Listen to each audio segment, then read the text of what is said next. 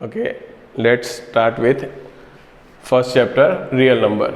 Real number हम start करते हैं, उससे पहले जो 9th तक जो हमने नंबर सिस्टम पढ़ा था उसका थोड़ा सा रिवाइज कर लेते हैं। हमने नंबर सेट्स देखे थे जिसके अंदर अलग अलग टाइप्स के सेट्स थे। First one is natural number.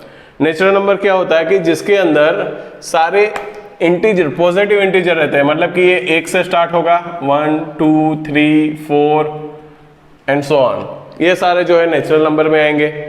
ठीक है, उसी तरह से होल नंबर, सेकंड जो है होल नंबर, होल नंबर में क्या होगा, तो ये सारे नेचुरल नंबर तो है ही, ठीक है, ये सारे जो नेचुरल नंबर है वो तो है ही, लेकिन उसके साथ एक एक्स्ट्रा होगा, जीरो, जीरो इंक्लूड हो जाएगा उसके अंदर। उसके बाद इंटीजर, इंटीजर की बात करेंगे तो उसके अंदर क्या हो गए, तो ये सारे अभी तक जो थे वो पॉजिटिव इंटीजर्स थे, जीरो था, अभी क्या होगा, नेगेटिव इंटीजर्स भी सारे आ जाएंगे, जीरो आ जाएगा एंड पॉजिटिव इंटीजर्स आएंगे, तो ये सारे जो है वो इंटीजर्स में आएंगे। उसी तरह रैशनल नंबर, रैशनल नंबर मतलब कि ये इंटीजर है, ठीक है, हम क्या करेंगे कि ऐसे सारे नंबर जिसको हम P/Q फॉर्म में लिख सकते हैं, मतलब कि रैशनल फॉर्म में या फ्रैक्शन फॉर्म में लिख सकते हैं, जहां पे Q is not equal to zero आएगा, तो ये सारे नंबर्स जो है उसे हम क्या बोलेंगे, रैशनल, मतलब कि इंटीजर, हम ये बोल सकते हैं कि इंटीजर्स प्लस फ्रैक्शन, क्योंकि सारे इंटीजर जो है वो भी फ्रैक्शन फॉर्म में हम लिख सकते हैं, उसको P/Q फॉर्म में हम लिख सकते हैं, तो ये भी सारे जो है वो रैशनल नंबर में आ जाएंगे। और उसके बाद जो है वो रियल नंबर। रियल नंबर मतलब कि जिसके अंदर rational number plus irrational number, तो ये सारे जो नंबर जो है उससे क्या बनता है, रियल नंबर्स बनते हैं। मतलब कि रैशनल एंड इरैशनल में क्या चीज़ होगी, रैशनल में हमने देखा कि P/Q में जैसे कि हम ले सकते हैं कोई भी -7/5, 2 है तो 2 को 2/1 लिख सकते हैं, 0, ये सारे जो नंबर है 2/3, ये सारे जो है P/Q फॉर्म में लिख सकते हैं, तो ये सारे रैशनल नंबर हो गए। इरैशनल नंबर क्या होंगे, इरैशनल नंबर मतलब कि वो नंबर होते हैं जिसको हम P/Q फॉर्म में नहीं लिख सकते हैं, तो वैसे जो नंबर है वो क्या होंगे, इरैशनल नंबर, जिसके एग्जांपल में मैं बोलूँगा √2 होगा, √3 होगा, पाई है, बराबर, तो ये सारे नंबर्स जो हैं वो क्या है, इरैशनल नंबर। सो रैशनल प्लस इरैशनल, तो सारे क्या होंगे, रियल नंबर। तो अगर हम एक डायग्राम छोटा सा बनाए कि जिसके अंदर सारे नंबर सिस्टम को थोड़ा अच्छे से रिप्रेजेंट करना है, तो सबसे पहले कौन सा आएगा, n, जिसके अंदर सारे पॉजिटिव इंटीजर्स आ गए, ठीक है। उसके बाद क्या होगा, W, कि जिसके अंदर एक 0 इंक्लूड हो गया, 0 1 2 3, मतलब कि n तो सारा आ ही गया, उसके ऊपर 0 से इंक्लूड होंगे, तो क्या होगा, होल नंबर। उसके ऊपर हम लेते हैं तो हो गया, क्या होगा, Z, जिसके अंदर 0 पॉजिटिव तो है ही, negative number, -1, -2, -3 and so on, ये सारे जो हैं वो कौन से नंबर, इंटीजर्स में आ जाएंगे। उसके ऊपर हम लेते हैं तो वो क्या होगा, Q, मतलब कि P/Q फॉर्म, कोई भी ले ले, 1/2, 3/5, 7/2, ये सारा जो है वो Q में, मतलब कि फ्रैक्शन आ गया। और ये सारे जो सेट हैं वो इंक्लूड होंगे रियल नंबर के अंदर। रियल नंबर में क्या होगा, सो P/Q होगा प्लस इरैशनल नंबर होंगे, बराबर। यहाँ पे ये जो सारे हैं वो रैशनल नंबर हैं, ये जो है वो इंटीजर्स हैं, ये है नेचुरल होल नंबर, और ये हो गया रियल नंबर। तो ये रियल नंबर जो है हम वो उसमें सारे integer, fraction, rational, irrational number सारे आ जाएंगे। अभी तक जो हमने देखा वो जो था 9 तक जो हमने पढ़ा था कि सारे नंबर सिस्टम में किस तरह से सारे सेट्स डिफाइंड है, वो हमने देखे। अभी जो हम पढ़ने वाले हैं वो नया रियल नंबर के लिए टॉपिक है, वो है Euclid division lemma. Euclid division lemma जो है उसके अंदर क्या बोला है कि given positive integers a and b, there exist unique integers q and r satisfying a equal to bq plus r, where 0 less than or equal to r less than b. So इसका क्या मतलब होता है वो समझते हैं। ये जो है सिंपल सा डिवीजन अल्गोरिदम जो हम यूज करते हैं वैसा ही है। जैसे कि मान लो कोई एग्जांपल लेते हैं कि 7 जो है उसको मुझे 3 से डिवाइड करना है। 7 को अगर मैं 3 से डिवाइड करता हूं तो क्या मिलेगा मुझे, 3 2 ज़ा 6 और रिमाइंडर क्या मिलेगा 1, बराबर। ये जो हो गया ये डिविडेंड है, ये होता है डिवाइजर, ये होगा क्वोशंट एंड ये दिस इज रिमाइंडर। तो हम क्या लिखते हैं कि कोई भी डिविडेंड है उसको मुझे लिखना है, तो मैं किस तरह से लिख सकता हूं, डिवाइजर इनटू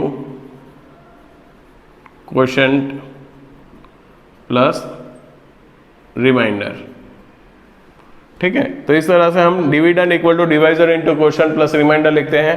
तो यही सारी चीज जो है हम इस तरह से रिप्रेजेंट कर सकते हैं कि जो डिविडेंड है उसको मैं बोल देता हूं ए, जो डिवाइजर है उसको बोल देता हूं बी, क्वोशंट जो है वो हो गया क्यू एंड रिमाइंडर जो है वो आर।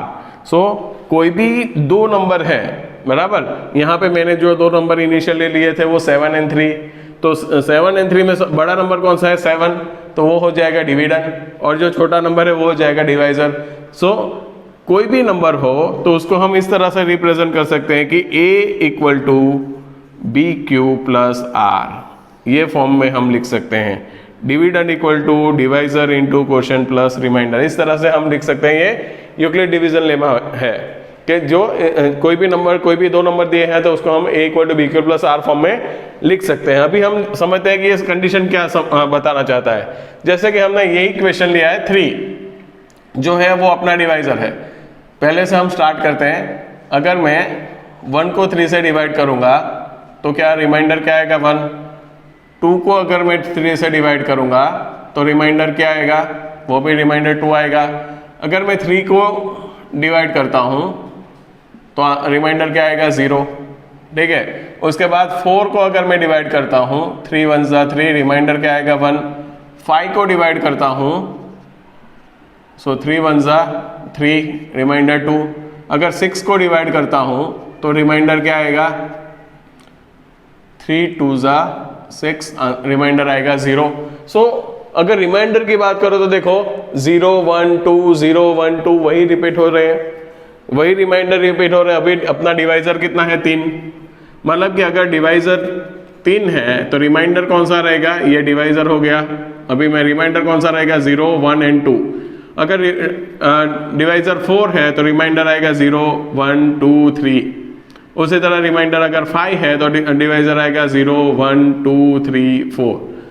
तो उसी तरह से अपना जो यहाँ पे डिवाइजर क्या है, b। अगर डिवाइजर b है तो वैल्यू क्या आएगी रिमाइंडर की, 0 1 2 अप टू b-1, मतलब कि b को इंक्लूड नहीं करना है। ठीक है, b-1। सो हम कंडीशन लिख सकते हैं कि 0 लेस देन और equal to r less than b। So any number can be represented in form of a equal to B Q plus r, where r equal to 0 less than और equal to r less than b। b को include नहीं करना है, 0 को include करना है। तो ये जो है डिवीजन लेमा होता है, यूक्लिड डिवीजन लेमा, जिसका स्टेटमेंट मैंने तुम्हें एक्सप्लेन किया। अभी Euclid division algorithm, Euclid's division algorithm में एल्गोरिदम का मतलब क्या होता है कि हम कुछ फाइंड आउट करना चाहते हैं तो उसके जो स्टेप्स, जो स्टेप बाय स्टेप जो हम फॉलो करते हैं, मतलब कि सारे टाइप के क्वेश्चन जो रहते हैं उसमें सेम मेथड हम फॉलो करते हैं, तो उसके जो सारे स्टेप्स जो रहते हैं उससे हम पूरा जो स्टेप्स जो लिख के जो बनाते हैं उसे हम बोलते हैं एल्गोरिदम। कि सबसे पहले ये स्टेप करना है, उसके बाद सेकंड स्टेप ये करना है, थर्ड स्टेप ये करना है, तो वो होता है एल्गोरिदम। जिस तरह से हम कंप्यूटर में बनाते हैं उसी तरह से ये Euclid, this is the Euclid division algorithm. तो यहाँ पे एक एल्गोरिदम है HCF फाइंड करने के लिए। तो उसमें क्या बोला है कि अगर मेरे पास दो नंबर हैं A एंड B, लेकिन उसमें बता दिया है कि A which is greater than B, दो नंबर है उसमें से A जो है वो B से बड़ा है, तो ये दोनों के बीच में अगर HCF फाइंड करना है तो मुझे क्या करना पड़ेगा, फर्स्ट स्टेप हमें A एंड B पर यूक्लिड डिवीजन लेमा अप्लाई करना पड़ेगा, मतलब कि A equal to BQ plus R form में हमें उसको लिखना पड़ेगा, जहां पे R की वैल्यू क्या आएगी 0 लेस देन और equal to R less than B, और यहाँ पे ये जो Q एंड R जो है वो हमें होल नंबर मिलेंगे। सेकेंड स्टेप जो रहता है कि उसके अंदर अभी दो ऑप्शन है, अगर R की वैल्यू 0 आई कि नहीं आई। इफ R इज 0, R अगर 0 है तो B इज द HCF, मतलब जो डिवाइजर है वो क्या हो जाएगा, HCF हो जाएगा। लेकिन अगर R 0 नहीं है तो मुझे ये B एंड R ये दोनों के बीच में फिर से डिवीजन लेमा अप्लाई करना है, ठीक है। उसके अंदर हम फिर से डिवीजन लेमा अप्लाई करेंगे, फिर से चेक करना है R 0 है कि नहीं है। अगर R 0 है तो ऐसा कब तक करता रहना, जब तक R की वैल्यू 0 आ जाए। Continue the process till the remainder is 0। R की वैल्यू जब तक 0 आ जाए तब तक सेम प्रोसीजर करते रहना है। जब R की वैल्यू 0 आएगा तब उस वाले जो स्टेप है वो स्टेप के अंदर जो डिवाइजर है that is the HCF of the given two number, ठीक है। तो हम दो सम करते हैं। फर्स्ट वाला जो है कि मुझे 455 और 42 ये दोनों के बीच में HCF फाइंड करना है। तो हमें देखने से ही पता चल जाता है कि 455 इज ग्रेटर देन 42, तो ये अपना A हो जाएगा, ये हो जाएगा B।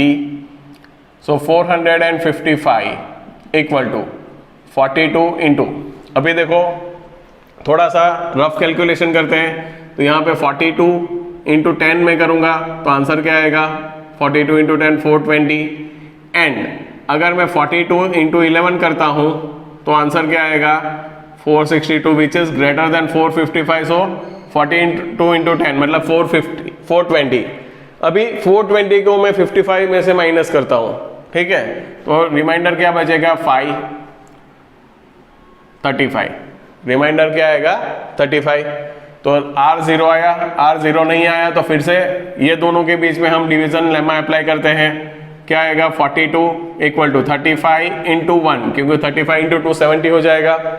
35 इंटू 1 तो क्या बचा 35। 42 माइनस 35 करेंगे आएगा क्या 7। अभी भी रिमाइंडर 0 नहीं आया, अभी हम फिर से अप्लाई करते हैं 35 इक्वल टू 7 इंटू 5। 7 इंटू 5 क्या होता है 35, रिमाइंडर क्या आया 0।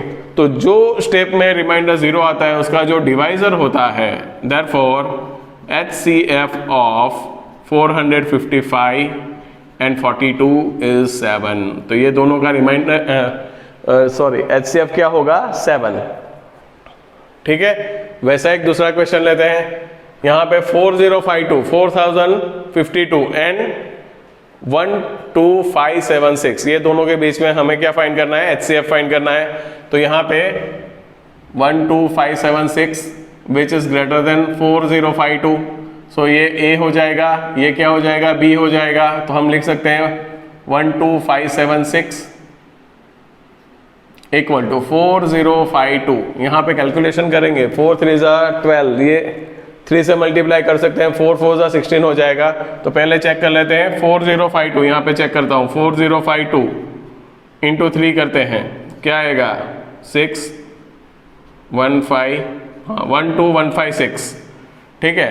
तो इंटू 3 प्लस, तो यहाँ पे रिमाइंडर क्या आएगा 12576 माइनस 12156, रिमाइंडर क्या आएगा ये 024 420, रिमाइंडर जो आएगा अपना 420।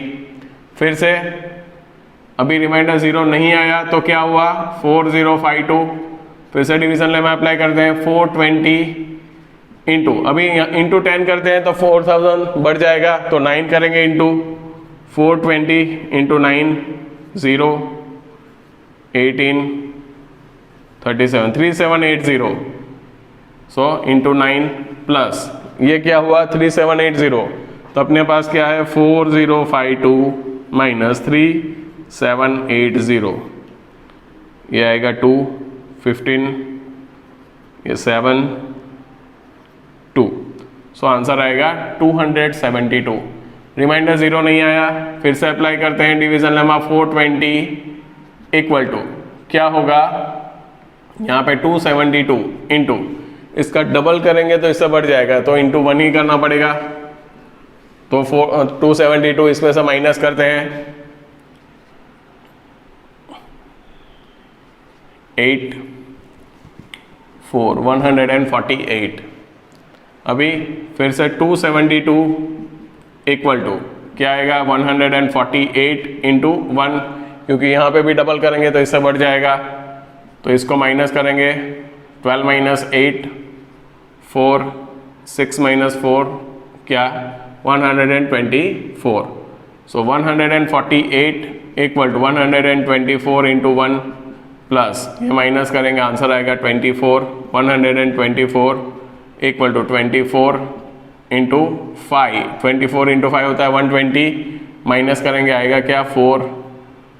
सो अभी 24 इक्वल टू 4 इंटू 6 24 होता है, रिमाइंडर क्या आएगा, 0। तो ये लास्ट वाले स्टेप में जो डिवाइजर है, therefore HCF of 12576 and 4052 equal to क्या होगा, 4। This is our answer. चलो अभी हमने जो देखा कि मतलब 12,576 एंड 4,052 का HCF क्या है, 4। ठीक है, एक और इंटरेस्टिंग चीज ये है कि ये दोनों का HCF जो है 4 है, तो यहाँ पे जितने भी डिविडेंड एंड डिवाइजर है ये सारे का HCF भी 4 ही रहेगा। मतलब ये सब का HCF भी क्या आता है, 4 ही आता है। तो हम लिख सकते हैं HCF of 4052 and 420 equal to HCF of 420 and 272 equal to HCF of 272 and 148 equal to HCF of 148 124 equal to HCF of 124 24 equal to HCF of